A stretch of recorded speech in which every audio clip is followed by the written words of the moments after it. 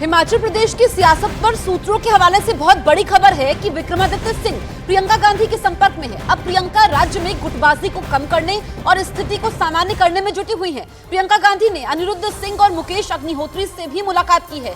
सूत्रों के मुताबिक कांग्रेस आलाकमान ने विक्रमादित्य को कहा है कि आप हिमाचल में कांग्रेस का भविष्य है, तो यहाँ पर प्रियंका के संपर्क में है विक्रमादित्य। और गुटबाजी हिमाचल कांग्रेस में चरम पर है। ऐसे में गुटबाजी कम करने की कोशिश प्रियंका गांधी करती हुई नजर आ रही हैं। विक्रमादित्य को आश्वासन दिया गया है कि आप युवा चेहरा हैं और भविष्य आप ही हैं।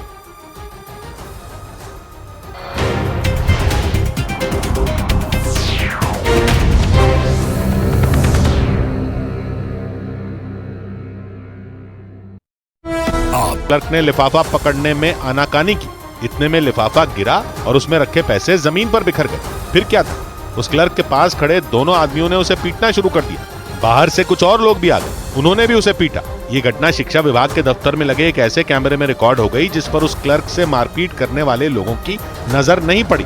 और इसी वजह से शिक्षा विभाग के दफ्तर के क्लर्क को गिरफ्तार करने पहुंची एसीबी की टीम पर सवाल खड़े हो गए। जबकि पिछले हफ्ते तक कहानी यह थी कि उस क्लर्क ने एक शिक्षक से रिश्वत मांगी थी और उस शिक्षक का एरियर निकलवाने का वादा किया था और इसी मामले में उसकी गिरफ्तारी हुई थी। लेकिन कुछ ही दिन बाद आरोप लगा कि एसीबी की टीम के अधिकारियों ने उस क्लर्क पर झूठा आरोप लगाया और सबूत मिटाने के लिए शिक्षा विभाग के दफ्तर में लगे सीसीटीवी कैमरे निकाल कर ले गए। एक दूसरे वीडियो में दो लोग दफ्तर में घुसते और कोने में स्टूल पर चढ़कर कुछ उतारते दिखे। काम होने के बाद एक आदमी बाहर चला गया और दूसरे ने दफ्तर में घूम घूम कर जांच की, लेकिन उसकी नजर दूसरे सीसीटीवी कैमरे पर नहीं पड़ी। इसी वजह से एसीबी की टीम पर सवाल खड़े हो गए और आरोप लगा कि एसीबी ने शिक्षा विभाग के दफ्तर के उस क्लर्क को फंसाने के लिए जाल बुना और उसे घूसखोरी के मामले में गिरफ्तार किया। इधर पंजाब के मोहाली में एक नामी गैंगस्टर की हत्या कर दी गई। पंजाब के मोहाली में जम्मू के नामी गैंगस्टर राजेश डोगरा उर्फ मोहन की गोली मारकर हत्या कर दी गई। बताया गया कि एक गाड़ी में आए 5 से 6 हमलावरों ने इस वारदात को अंजाम दिया। ईडी ने कांग्रेस नेता और पूर्व केंद्रीय मंत्री सलमान खुर्शीद की पत्नी लुईस खुर्शीद की 45,92,000 की संपत्ति जब्त कर ली। उन पर आरोप है कि उन्होंने doctor Zakir Hussain memorial trust के पैसे का निजी तौर पर इस्तेमाल किया था। मालदीव का नाम लिए बिना विदेश मंत्री एस जयशंकर ने एक कार्यक्रम में साफ किया कि भारत अपने आसपास के क्षेत्रों में दादागिरी दिखाने की कोशिश नहीं करता। उनके मुताबिक अगर भारत की ऐसी मंशा होती तो वो अपने पड़ोसी देशों को $450 करोड़ यानी भारतीय रुपयों में करीब 38,000 करोड़ की मदद नहीं देता। मालदीव के राष्ट्रपति ने इसी साल जनवरी में चीन से लौटने के बाद इशारों में भारत पर दादागिरी करने और धमकाने का आरोप लगाया था। उधर केरल में एक छात्र की मौत के मामले ने तूल पकड़ लिया।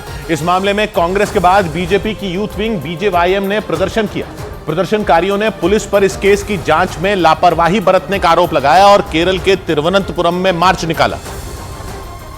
लेकिन पुलिस ने मार्च को रोकने के लिए प्रदर्शनकारियों पर पानी की बौछार कर दी। पानी की मोटी धार ने थोड़ी देर के लिए इन प्रदर्शनकारियों को रोक दिया। वो बैरिकेड पकड़कर खड़े हो गए और अपनी जगह से हिले तक नहीं। इससे पहले इन लोगों ने मार्च को आगे बढ़ाने के लिए बैरिकेड हटाने की कोशिश की। बीजेपी के यूथ विंग बीजेवाईएम के कई कार्यकर्ताओं ने एक साथ बैरिकेड हिलाने शुरू कर दिए। इन लोगों ने पूरी ताकत झोंककर बैरिकेड हटाने की कोशिश की और तभी पुलिस ने उन पर पानी की बौछार कर दी और प्रदर्शनकारियों को रुकना पड़ा। लेकिन जैसे ही पानी की बौछार रुकी, इन लोगों ने एक बार फिर पूरी ताकत से आगे बढ़ने की कोशिश की, लेकिन ये लोग जब भी आगे बढ़ते पानी की मोटी धार इन्हें रोक देती। केरल के तिरुवनंतपुरम में यह प्रदर्शन Kerala veterinary and animal sciences university में पढ़ने वाले एक छात्र की मौत के मामले में हुआ। यह यूनिवर्सिटी वायनाड में है और छात्र की खुदकुशी का यह मामला 18 फरवरी का है।